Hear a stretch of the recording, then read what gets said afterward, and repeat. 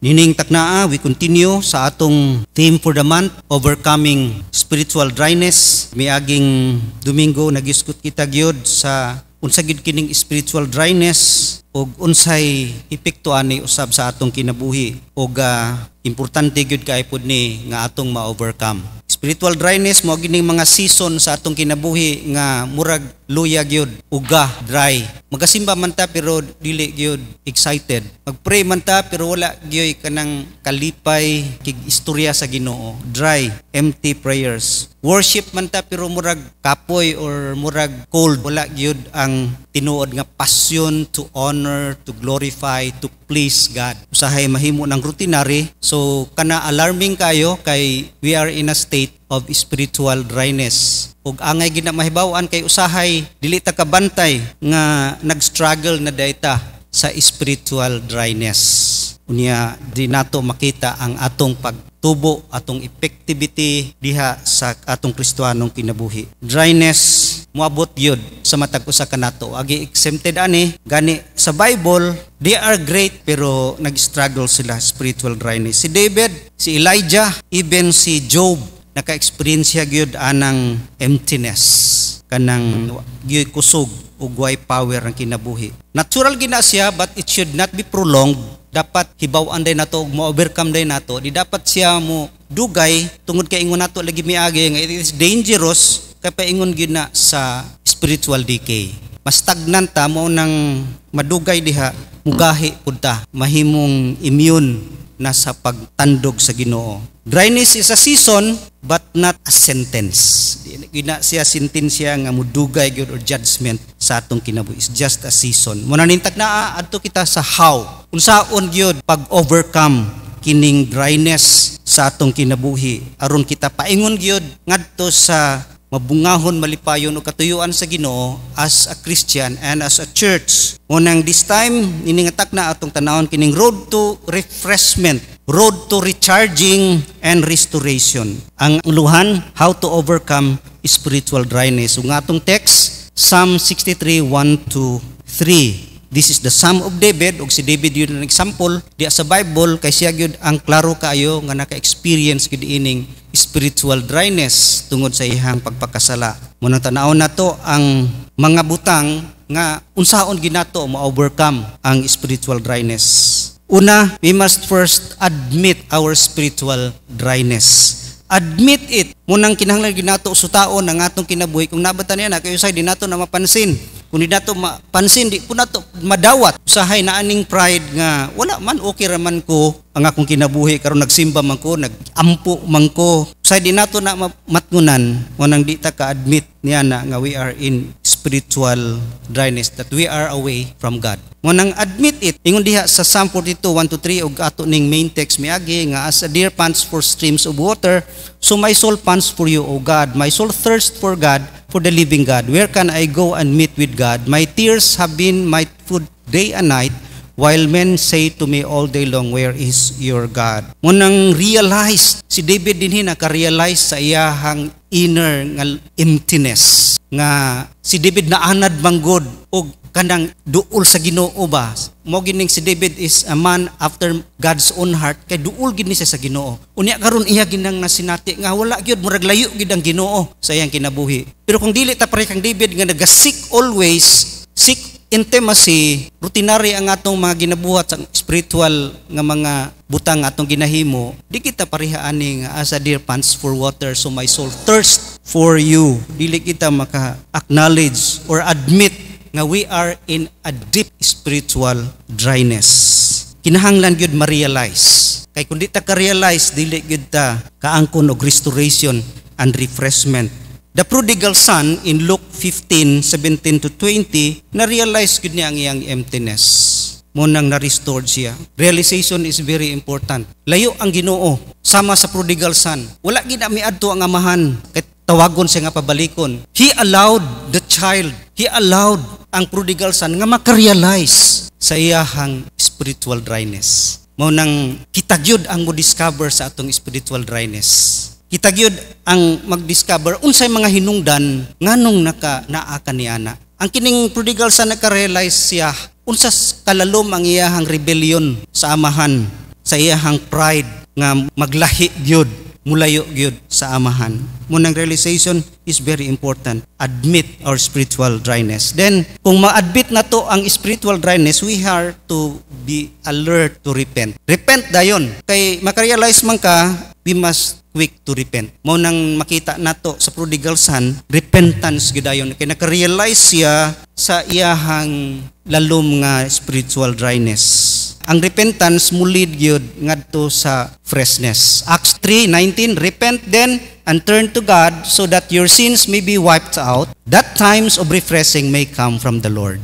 So kung why repentance, why refreshment, no? Walay dili ma-refresh ang atong kinabuhi. Mo nang kinahanglan gyud ang repentance. Ang meaning sa repentance is remorse. Remorse kana bang sorrow for sin. Kung sa may nahimo nato nga hinungdan sa atong dryness, dako gid ang atong pagbangutan kanang sorrow nga di na gid ta gusto mabalik diha, like the prodigal son. Ang repentance God is great remorse nga naghinulsol, nasuko gid ka nang imuhang gibuhat. Mao nang sa prodigal son, makita nimo kay ang uban repentance basta lang maghilak-hilak lang ka, nagrepent na ka. Pero ang repentance is deep remorse nga gusto ka di na mo balik diha. Di na gyud gusto mo balik ang prodigal son didto sa babuyan. Mao nang repentance. Then also ang repentance is return. Ingon diha sa atong text nga repent then and turn to God. Ang repentance dili lang na paghilak-hilak sa imong sala, kundi turn about, talikdi, talikod. Biya ang prodigal son wala nagpabilin didto sa babuyan, ni turn about siya adto siya sa iyang amahan. Mao kana ang repentance. Repentance is change. Hilak-hilak lang usahay ta kay naghinulsot ta sa sala, pero wa gyud ka mausab, mao gihapon dili gyud na siya repentance. Because repentance is turning away. Change na ay kausaban mahitabo sa imong kinabuhi. Mao nang return to God. Return to your first love. Mao ning importante kayo. Jeremiah 2:2, go and proclaim in the hearing of Jerusalem, I remember the devotion of your youth, how as a bride you loved me and followed me through the desert, through a land not sown. Mo nang giingon gyud sa Ginoo sa mga Israelites, nagkalayo na mo kanako, nakahinumdum ko sa inyo kaniadto, bag-o pa mo nga gideliver nako from Egypt. Kritik ninyo kadasig, nahigugma gid mo kanako sama sa bride pamanhunon. Mo nang return to your first love. Ang atong first love mo magid ang Ginoo sa katong time nga nagdawat ta kaniya. Mo nang sa panahon gani sa mga dryness itong kinabuhi, look back katong time nga dako kay gibuhat ang Ginoo sa imong kinabuhi, labi na sa imong salvation. Balik daw tong time nga nagdawat ka kang Hesus, berte man itong dasig kay kinabuhi, halos kada adlaw ta gusto mo simba, gusto dayon mo sangyaw sa uban. Kinahanglan ingana gyud. Return to your first love. Importante kaayo. Return to the Lord. Return your passion for God's presence. Mo nang it's time to seek the Lord. Ingon diha, you will seek me and find me when you seek me with all your heart. Pangitaon ginato ang Ginoo. Pangitaon ginato ang iyahang presensya. Kayo sahay kining ang atong kinabuhi, worship ta pero manggid nato gipangita ang presensya. Murag obligasyon lang ginato nga magsimba, kay di ta mo simba magabaan ta or dili magkadimaw atong kinabuhi. It's not really nga nahigugma ka sa Ginoo. Mo nang return to that passion nga ikaw gyud nangita sa Ginoo. Return and seek God with all your heart. Seek Him as maka-refresh sa imong kinabuhi. Ingon diha sa John 7:37-38, on the last and greatest day of the feast, Jesus stood and said in a loud voice, if anyone is thirsty, let him come to me and drink. Whoever believes in me, as the scripture has said, streams of living water will flow from within him. Si Jesus ang living water. Come, go to Him, and you will be refreshed. Ma-refresh ka siya gid ang living water nga makahatag kanato nga dili nagyud ta. Ingon diha, He is the well that will never runs dry. Siya gyud ang fountain of water nga maka-fill sa atong kinabuhi nga di to gyud ta ugahon. Wala gyud dryness. Kay si Jesus karon ang living water nga kana gani nga water mo flow pa na ngadto sa uban. Madawat nato sa Jesus as living water, mapanalanginan pud ang uban. Kay kini nga life, kini nga water mo flow sa ngadto sa ubang tao. Mao nang puno ta daghan tag ma-share pud kay gikan sa punuan nga si Ginoong Hesukristo. Mao nang alert to repent. Ikaduha nga road towards overcoming spiritual dryness. Ikatulo, apply spiritual discipline. Importante po kaay ni sa atong kinabuhi. Kanang mga atong ginahimo nga normal nga spiritual practices. Nagahimo magid ta niini, pero kinahanglan na agid na siya tinuod nga meaning sa atong kinabuhi. Ingon diha sa Genesis 3:1-3, then God said to Jacob, go up to Bethel and settle there and build an altar there to God, who appeared to you when you were fleeing from your brother Esau. So Jacob said to his household and to all who were with him, get rid of the foreign gods you have with you, and purify yourselves and change your clothes. Then come, let us go up to Bethel, where I will build an altar to God, who answered me in the day of my distress, and who has been with me wherever I have gone. Rebuild your personal altar.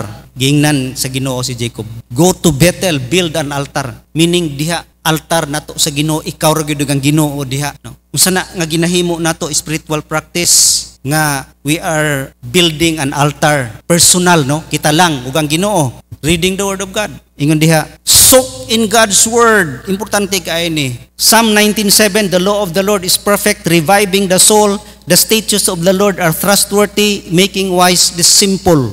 Ang pulong sa Ginoo maka-refresh, maka-revive sa atong soul. Mo nang kung dry kayo ng atong kinabuhi, ang pulong gyud sa Ginoo mo revive ana, mo refresh niya na. Mo nang food for our soul, maka-revive, maka-energize ngani kanato. Mo nang soak, meaning engage gyud diha sa lalom nga pag-connect sa iyang pulong. Real gyud nga pakigistorya sa Ginoo sa iyang mga pulong, mao gid nay nindot kaayo. Ingon diha nga ang pulong is life-giving words. Siya gyud ang makapuno sa atong kinabuhi. Siya gyud ang makahatag kadasig sa atong kinabuhi. Mo nang importante gyud ang pulong sa Ginoo. Wa nagpasabot nga atong memorizeon tanan ang Biblia. You don't need volume, you need substance. Ang unod gyud sa pulong. Mo nang usahay sa atong pagkinabuhi, nag-memorize lang ta, pero wa gid nay unod. Ang tinuod nga pag-soak to the word is when you read it, meditate it and apply it sa imong kinabuhi, that is soaking. Na-soak gyud ka diha sa pulong sa Ginoo kay nahimong effective nga na kanimo. Ikaduha, not only word but also prayer. Secure, fervent and sincere prayer. Yes, nagaampo ta pero wa gi power kaayo. Tag-as kay nga prayer pero gi memorize. Wala gyoy intense and deep nga kana yung tinuod nga nakigistorya sa Ginoo. So engage no yourself in long prayers. Ingon diha sa Luke 6:12, one of those days Jesus went out to a mountain to pray and spent the night praying to God. So dugay gud si Jesus ag spent whole night no praying, meaning nag-engage gud siya sa long and deep prayers. We need deep prayers. Labi na karong mga panahon na ang prayer gyud dako kayog kahimuan aron kita always nga empowered, refreshed labi na sa atong pagkinabuhi matag adlaw. Munang ang pinakadako gyud kaayo nga kahimuan diha sa atong Kristiyanong kinabuhi sa discipline is prayer. Mao gina importante nga activity pud sa church, prayer meeting. Munang secure, fervent and sincere prayer maka-revive sa atong spiritual dryness. And also surround yourself with people with spiritual fire. Usa kini ka spiritual discipline. Mao gining tulo importante kaayo. The word, prayer ug fellowship. Unsa ingon sa Proverbs 27:17, iron sharpens iron, so one man sharpens another. Diha gud sa fellowship, diha pod ang Ginoo nagapamuhat ug maka-refresh kanato ang atong isig ka magtotoo. Mo nang ang Kristiyano gidesign siya nga interdependent, dili ka pwede mag-inusara. Gikinahanglan ikaw, gikinahanglan pod ko nimo. Mao na ang prinsipyo tungod kay diha ta ma-refresh, makatabang na kanato sa atong dryness. You don't have to fight dryness alone. You need your brothers and sisters. Mo nang ginaawhag yun ni Bradon nga mga pil yun ta mga bapmen kay importante kaayo ni sa atong kinabuhi kay iron sharpens iron. Ang duha ka iron pag piningki ay mahait sila. Pag mahait, effective kaayo. Ang sundang basta mahait, effective sa tanan gamiton. Bisag asa nimo tigbas gamiton sa pagtrabaho, gamit kaayo. pasama sa Kristohanon kung makigpingki og Kristohanon muhait og effective kayo sa pagpamuhat o sa pagkinabuhi ang Kristohanon because we need each other. Diha magapadayag ang Ginoo usab because we are a church. Muna importante kaayo nga kung masurround ka with people of spiritual fire, matakdan pud ka. Dili ka mauga kay wrong association can drain you spiritually. Kung salain ka nakiguguy-hugoy, delikado kaayo sa itong kinabuhi. Mo nang stay connected to the right spiritual environment. Asa ba gyud ang right spiritual environment? Tuwas gawas dili na sa church, nasa imong mga igsuon sa pagtuo. Mo nang proximity to fire revives cold places. Mo nang kung duol gyud ta sa fire, no? Layo ang coldness. Layo ning cold. So makiguguyogoy ta sa mga kay gusto nato nga dasig kayo, di kita maughan. Mo nang importante ang surround yourself with people with spiritual fire. Mo nang kini mga spiritual discipline importante kayo. Practice this with intimacy. Dili routinary or out of obligation kundi nagyud ang tinuod nga experience with the Lord Jesus Christ. Tungod kay kining nga mga buta maka-promote gyud og refreshment, renewal and replenish. Ma-replenish gyud ka. Ma-dry man ta pero mapun-an na pod. Sama sa gingon nato miagi nga we are receiving from Jesus as living water. Nya gamito nato ngadto sa uban, gamito nato sa pagpangalagad. Balik na pud ta sa iyaha, replenish na pod. Pero kung di ta naga-replenish, kita lang ma-dry gyud ta. Unang living water. Ingon diha sa John 14:13, Jesus answered, "Everyone who drink this water will be thirsty again. But whoever drinks the water I give him will never thirst. Indeed, the water I give him will become him a spring of water willing to eternal life." Spring of water no na to eternal life. Og makabless pod ngadto sa uban. Mao nang unahon ginato ning spiritual discipline. Kita og ang Ginoo lang. Usahay sa atong kinabuhi mag-una sa to ang performance kaysa pouring ourselves ngadto sa living water. Mao nang kita pouring ourselves to living water first. Performance is second. Manang usahay sa atong pagkinabuhi, mapuno ta sa mga obligasyon. Dili gyud tong intimacy. God didn't ask you to perform, He asked you to commune. It means ang Ginoo dili kayo concern sa imong performance. Commune first before performance. Ika-upat is arrange your priorities. Ingon diha sa Ecclesiastes 2:1, I thought in my heart, come now, I will test you with pleasure to find out what is good, but that also proved to be meaningless. Sa atong pagkinabuhi, gingon nato miagi nga daghay distraction, kining business sa atong pagkinabuhi, work, family, or mga butang, mahimo siyang distraction kung wala sa tama nga arrangement. Kung mauna siya kaysa atong intimacy with God, kaysa atong mga buluhaton nga ipabuhat ka nato sa Ginoo. Mo nang arrange our priorities. Usay din nato ni mamatngunan kay tama man akong gibuhat. Maayo man di man ni sala. Okay ra. Pero di ay we are not in a right priority. Sama kang Marta, pagtuon niya tama iyang gibuhat, pero di ay work over intimacy. Naguna ang iyahang work kaysa iyahang relasyon sa Ginoo. Mo nang mapuno ta sa mga schedule, mga activities sa atong kinabuhi, mahimo natang disconnected with God. Bisag sa akong experience, puno kay sa activities, invitation dito, ministry dito, wala na kayo time sa intimacy, prayer, and His Word. Mauga, lain gyud ang paminaw nimo. Mo nang dili na sa performance, He ask you to commune first. Mo na importante kayo. Arrange our priorities. Then lastly, avoid spiritual leakage. Yung nato miyagi nga like a jar, buslot ni mulik gyud. Kita Kristohanon, kung di nato mabantayan nga naay leaking, hinahinay dag kahurot sama karon. Ang tangki na ay leaking mo nang hinahinay kahurot. Bantayan ginato ang mga spiritual leakage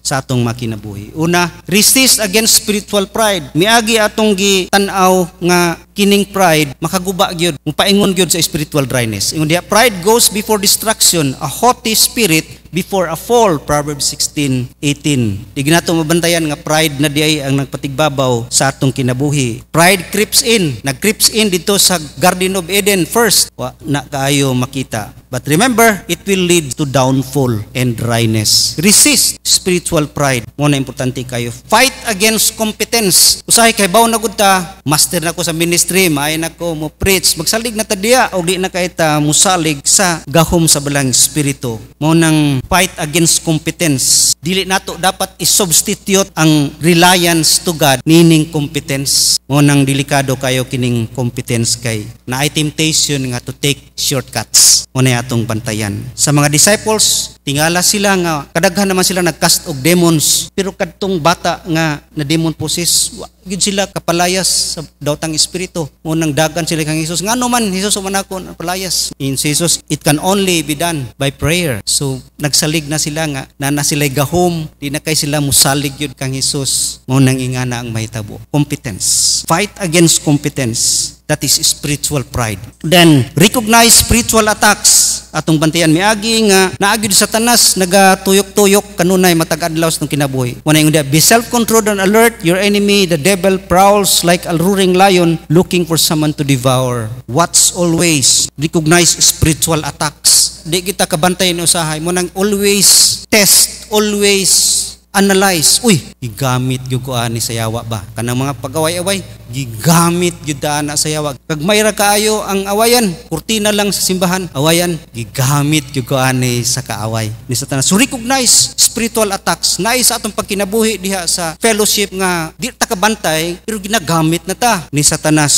Target niya sa believer magkaguba aron mahimong dryness. We must resist spiritual attacks. Then lastly, run away from distraction and worldly desires. Miagi yung nato, usa ka rason nganong spiritual dryness kinig yung atong mga desires, maka-distract yun na sa atong spiritual life, maka-drain siya kining atong mga tinguha sa mga material nga butang, pleasures in life, atong mga selfish desire, unod-unod nga tinguha. Munang ingon sa James 4:4, you adulterous people, don't you know that friendship with the world is hatred toward God? Anyone who chooses to be a friend of the world becomes an enemy of God. So too much exposure diha sa kalibutan, ma-distract yun ta kay mapokus ang atong kasing-kasing una-una diha. Friendship with the world weakens our spiritual strength. Maluyag yun, madry yun ta, makadal sa atong senses over spiritual things. Mudako gani ang mga material things, fleshly desire, mu-weaken yun atong spiritual nga mga desires. O nang atong bantayan. Check our desires, our motives. Mo nang giawhag kita sa atong pagkinabuhi nga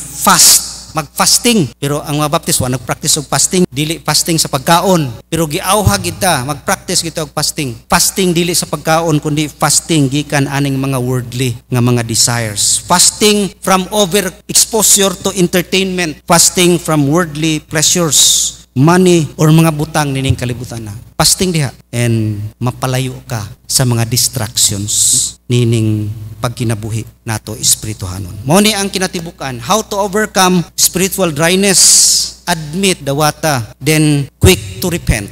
Then practice spiritual discipline sa atong pagkinabuhi. Then arrange your priorities. And lastly, avoid spiritual leakage. O ma-overcome nato, mabalik, ma-refresh, ma-renew, ma-revive, o empowered na punta sa pagkinabuhi. Madasigon, malipayon, ug mabungahon ang pagkinabuhing Kristohanon. Magampo ta?